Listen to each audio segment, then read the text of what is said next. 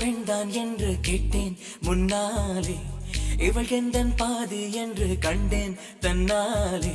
என்னை பார்க்கிறாள், ஏதோ கேட்கிறாள், எங்கும் இருக்கிறாளோ, கண்ணால் சிரிக்கிறாள், முன்னால் நடக்கிறாள், நெஞ்சை கிழக்கிறாளோ. கூட்டத்தில் இருந்தும் தனியாக தெரிந்தாள், தோட்டத்தில் மலர்ந்த பூவாக திரிந்தாள், என்னை ஏதோ செய்தாள்.